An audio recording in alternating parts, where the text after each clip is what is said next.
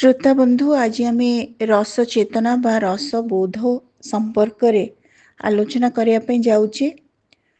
रस कहले एक अनुभव जार अर्थ होउची आनंद किंबा सौंदर्य।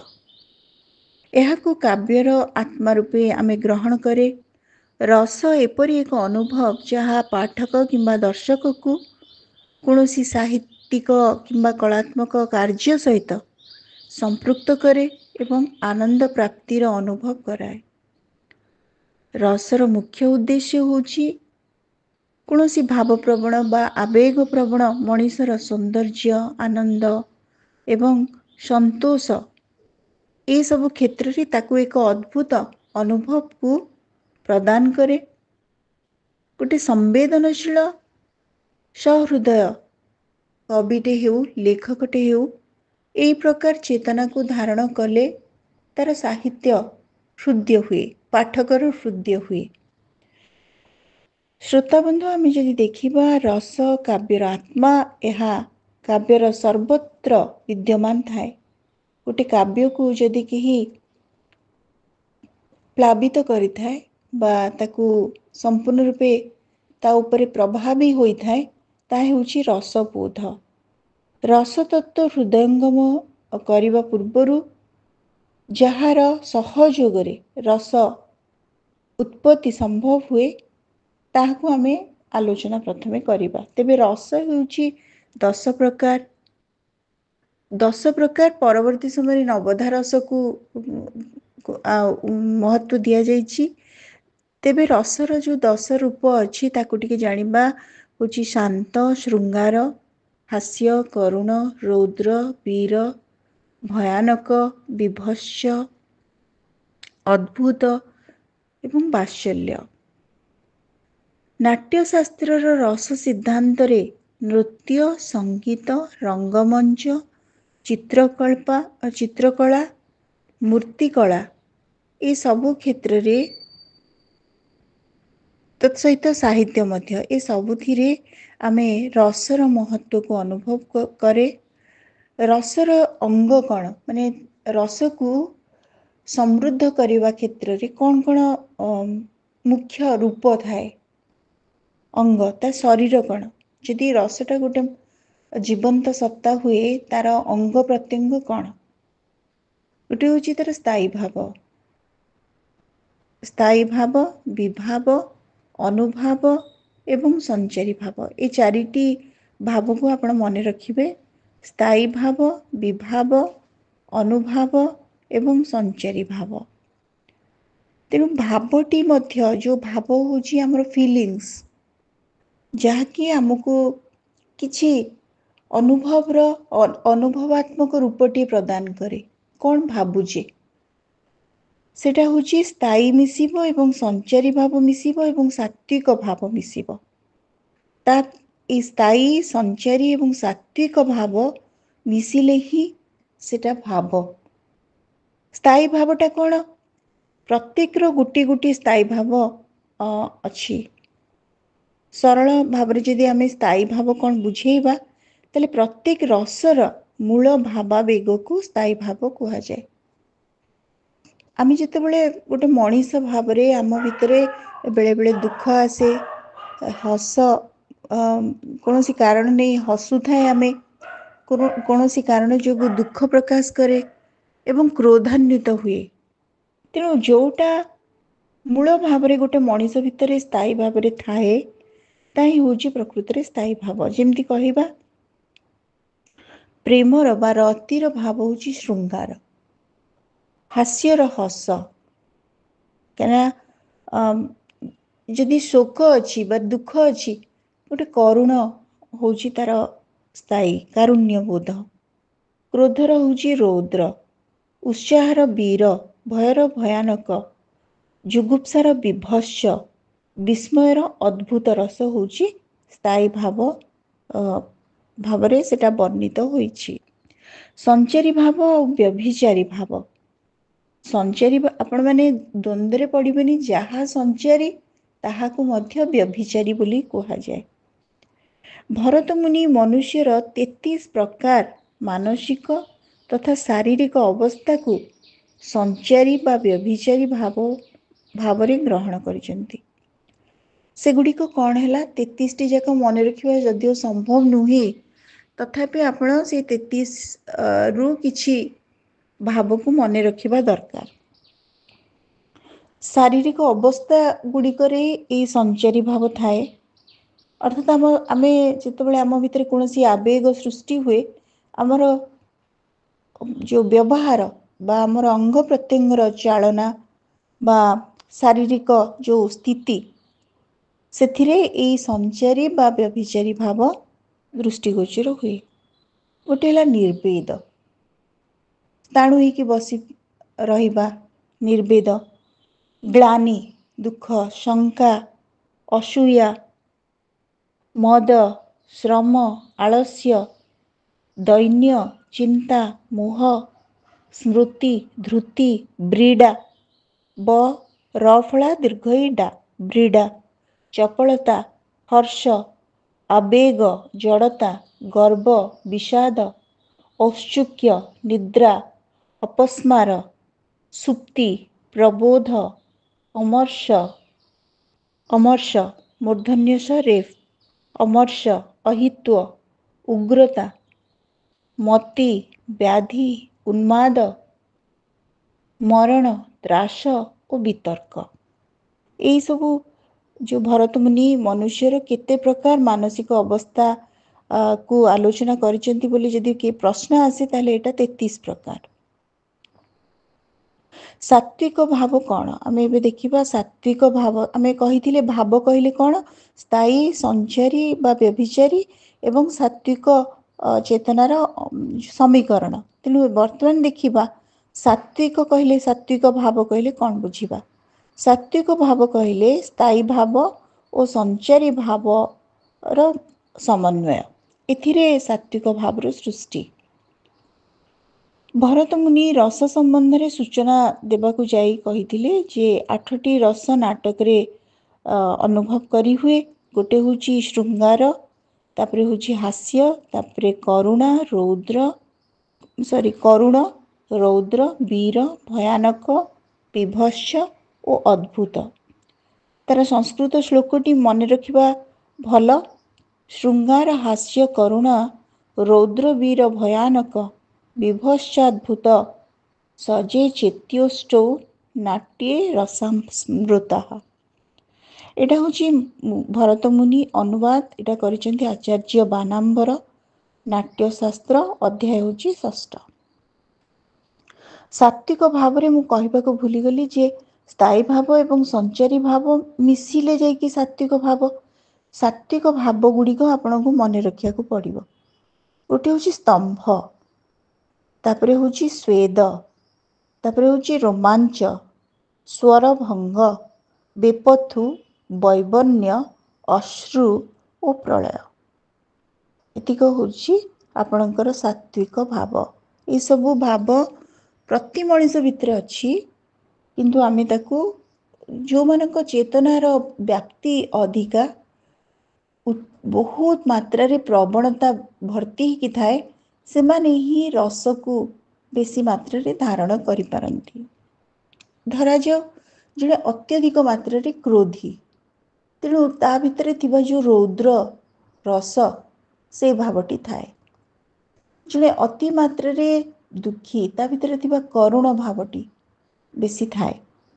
ତେଣୁ ଶ୍ରୋତାବନ୍ଧୁ, ଏଇ ରସବୋଧର ଆବଶ୍ୟକତାଟା କାହିଁକି, କେବେଠୁ, ତାର ଇତିହାସକୁ ଆମେ ନ ଗଲେ ମଧ୍ୟ ଖାଲି ଏତିକି ଜାଣିବା ଯେ ଭରତମୁନିଙ୍କ ନାଟ୍ୟଶାସ୍ତ୍ର ଯେତେବେଳେ ସେ ପ୍ରଣୟନ କରୁଛନ୍ତି, ସେହି ସମୟର ସମାଜରେ ବିଶେଷ ଭାବରେ ଅଭିନୟକୁ ବେଶୀ ଗୁରୁତ୍ୱ ଦିଆଯାଉଥିଲା। ଅଭିନୟ, ସଙ୍ଗୀତ, କଳା, ଏସବୁକୁ ଗୁରୁତ୍ୱ ଦିଆଯାଉଥିଲା। ତେଣୁ ଆମେ ଦେଖିବା ଭରତମୁନି ଅଭିନୟରେ 4 ପ୍ରକାର କଥାକୁ ବର୍ଣ୍ଣନା କରିଛନ୍ତି। ଗୋଟେ ହେଉଛି ଆଙ୍ଗିକ। ଆମର କୌଣସି କଥା କହିଲା ବେଳେ ଆମେ ଆମର ଅଙ୍ଗ ଭଙ୍ଗୀ ମାଧ୍ୟମରେ, ଧରାଯାଉ ଆମେ କୌଣସି କଥାକୁ ମନା କରୁଛେ, ମନା କଲାବେଳେ ଖାଲି ମୁହଁ ହଲୁନଥିବ, ହାତ ମଧ୍ୟ ହଲିଯାଏ, ନାହିଁ କରିବାର ଯେଉଁ ଭଙ୍ଗିମା, ସେଇଟା ବାଚିକ କଥା। ଆମର କଥା ଶବ୍ଦର ପ୍ରୟୋଗ, ସେଥିରୁ ମଧ୍ୟ ରସ ଚେତନା ହୃଦୟ ହୁଏ। ଆହାର୍ଯ୍ୟ ଆଉ ସାତ୍ଵିକ ଏସବୁ ଗୁଡ଼ିକ ମାଧ୍ୟମରେ ଆମେ ଅଭିନୟରେ ଆମର ଯେଉଁ ମହତ୍ଵ ତାକୁ ଆମେ ପ୍ରତିପାଦନ କରିଥାଏ। ଆଜି ଆମେ ରସର ଉତ୍ପତ୍ତି କେମିତି ହୁଏ ତା ସମ୍ପର୍କରେ ପ୍ରଥମେ ଆଲୋଚନା କରିବା। କୌଣସି ବିଷୟ ପାଠ ଦର୍ଶନ ବା ଶ୍ରବଣ କରି ଯେତେବେଳେ ପାଠକ ଦର୍ଶକ ଅଥବା ଶ୍ରୋତାଟିଏ ନିଜ ହୃଦୟରେ ଶୋକ କ୍ରୋଧ ପ୍ରଭୃତି 9 ସ୍ଥାୟୀ ଭାବର ରସକୁ ଆସ୍ୱାଦନ କରେ, ସେତେବେଳେ ସେଗୁଡ଼ିକୁ ଭାବ କୁହାଯାଏ। ଆମମାନଙ୍କର ହୃଦୟରେ କେତେ ଗୋଟି ଇମୋସନ୍ସ ରହିଛି। ଭାବଟା ହେଉଛି ଇମୋସନ୍ସ। ଏହା ଗୂଢ଼ ଭାବରେ ଆମ ଭିତରେ ପ୍ରବାହିତ ହେଉଥାଏ ସବୁବେଳେ। 9 ପ୍ରକାର ଏଗୁଡ଼ିକ। ଯେମିତି ଆଗରୁ କହିଛି, ରତି ଭାବ ଆମ ଭିତରେ କାମନା ବାସନା ରତି ଶୃଙ୍ଗାର ଏସବୁ। ହାସ ଥାଏ, ହସିବାର ଯେଉଁ ପ୍ରବଣତାଟା ଥାଏ, ଶୋକ ଥାଏ, ଉତ୍ସାହ ଥାଏ, କ୍ରୋଧ ଥାଏ, ଭୟ ଥାଏ, ବିସ୍ମୟ ଥାଏ, ଜୁଗୁପ୍ସା ଥାଏ ଏବଂ ଶମ ଥାଏ। ଏହି ବୃତ୍ତି ଗୁଡ଼ିକ ସକଳ ଚିତ୍ତରେ ଅକ୍ଷୁର୍ଣ୍ଣ ଭାବରେ ରହିଛି, ଦୃଢ଼ ଓ ସ୍ଥାୟୀ ଭାବରେ ବଦ୍ଧମୂଳ ହୋଇ ରହିଛି। ଯେତେବେଳେ ଏଗୁଡ଼ିକ ଲୌକିକ କାରଣ ଦ୍ୱାରା ପ୍ରଭାବିତ ହୁଏ, ସେତେବେଳେ ବିସ୍ମୟ ଆସେ, ଭୟ ଆସେ। ଲୌକିକ କହିଲେ କ'ଣ? କୌଣସି ଘଟଣା ଇନଷ୍ଟାଣ୍ଟଲି ଘଟିଲେ, ଅର୍ଥାତ୍ ଜଣଙ୍କ ଭିତରେ ରାଗ ଅଛି କିନ୍ତୁ ତାର ରାଗକୁ ଆହୁରି ଦ୍ୱିଗୁଣିତ କରିବା ପାଇଁ ଯଦି କୌଣସି ଘଟଣା ଘଟୁଛି, ତାହେଲେ ନିଶ୍ଚିତ ଭାବରେ ସେଟା ଲୌକିକ କାରଣ।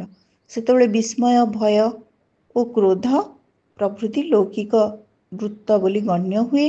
କିନ୍ତୁ ଯେତେବେଳେ ଏହି ସମସ୍ତ ଭାବ ଲୌକିକ କାରଣରେ ଉତ୍ପନ୍ନ ନ ହୋଇ କାବ୍ୟ ନାଟ୍ୟଶିଳ୍ପ ଦ୍ୱାରା ଅଭିବ୍ୟକ୍ତ ହୁଏ, ସେତେବେଳେ ସେଗୁଡ଼ିକ ରସରେ ପରିଣତ ହୋଇଯାନ୍ତି। ରସ କେବଳ ଗୋଟେ ଇମୋସନ୍ ବୋଲି ଆମେ କହିବାନି। ଏଇଟା ଗୋଟେ ସାଧାରଣ ଇମୋସନ୍ ନୁହଁ, ଏହା ଶିଳ୍ପ ଦ୍ୱାରା ଅଭିବ୍ୟକ୍ତ ଇମୋସନ୍ସ ଭାବକୁ ଗ୍ରହଣ କରିଥାଏ।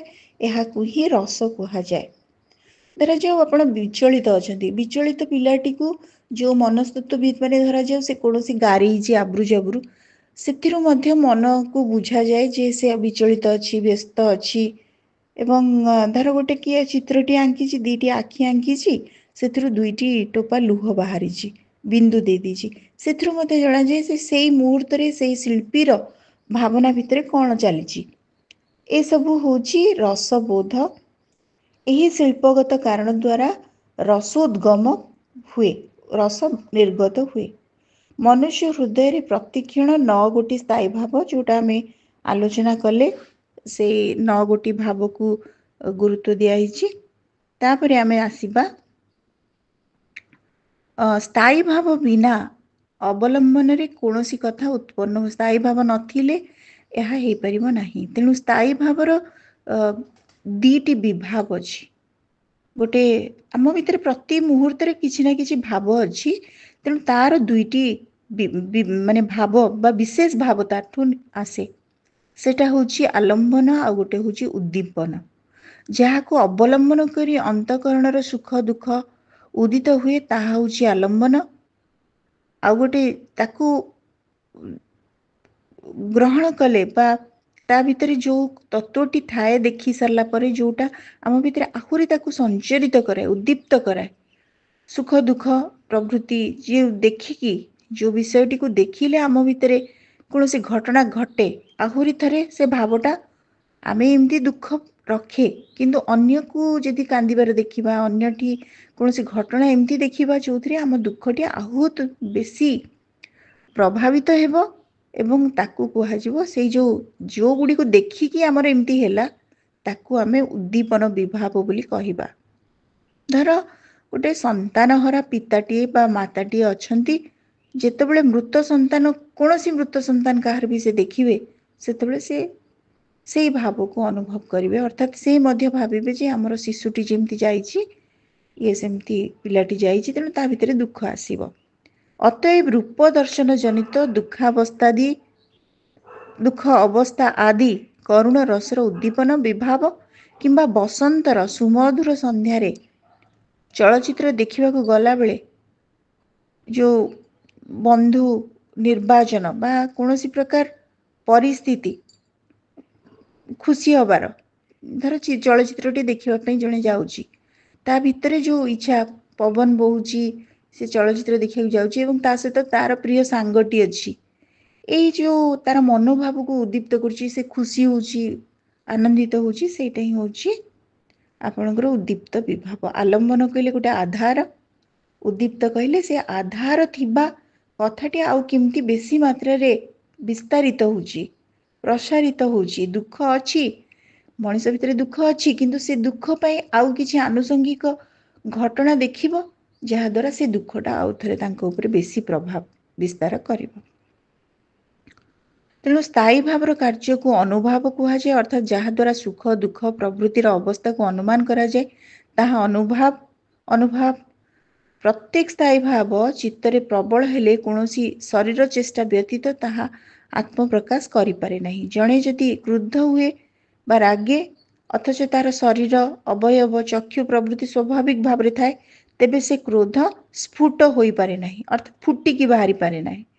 तेणु अभिनय आम कौन देखे कहे कलाटा को फुटेबा पड़ो माने कौन से जो चरित्र को आम वर्णना करुए जो चरित्रटी आम सम्मुखें थाए से चरित्र को प्रस्फुटित करने तार से चरित्रर भाव को फुटेबापी अन्य माने अभिनय करती।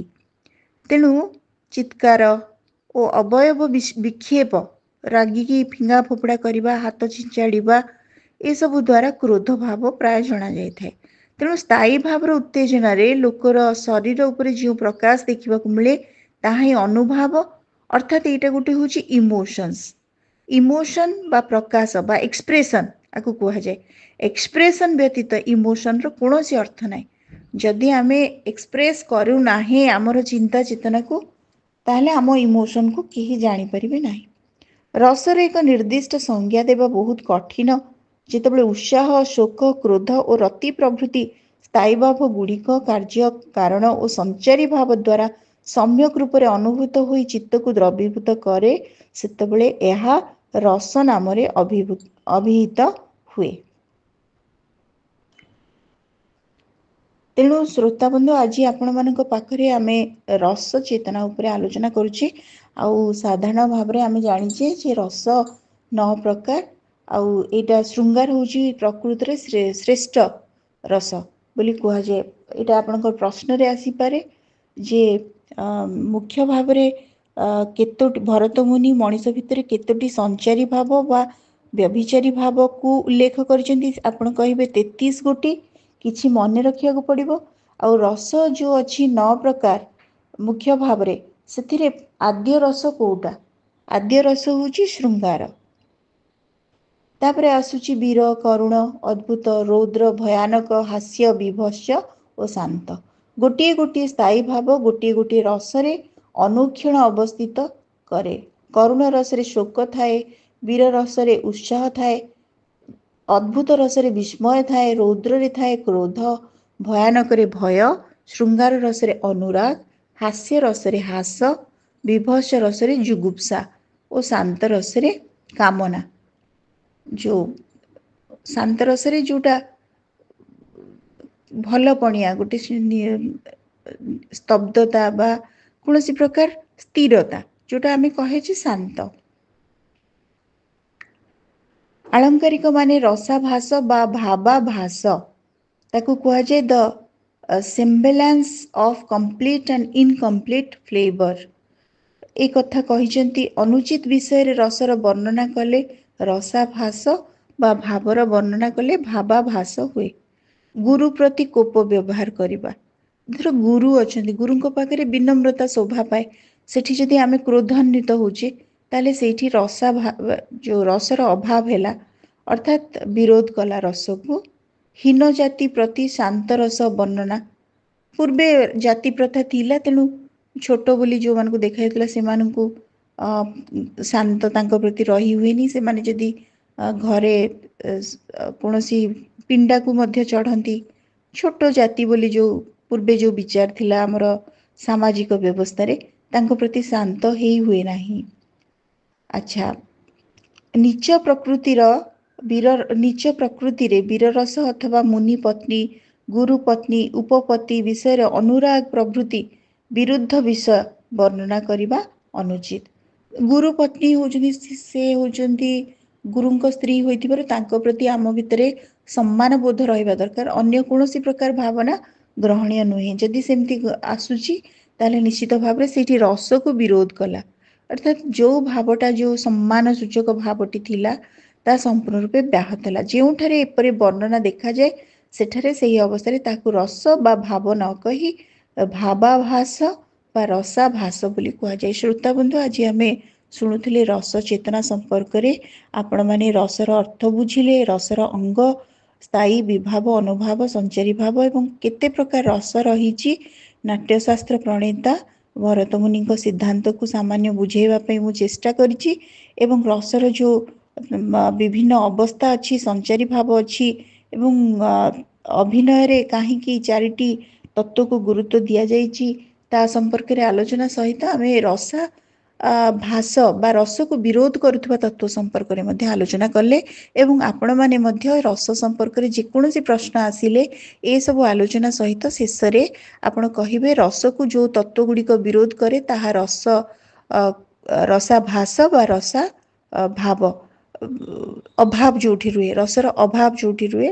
तेणु रस को विरोध करुवा तत्व संपर्क में दुईटी वाक्य लिखिकी आपण रस चेतना संपर्क में आलोचना करेंगे।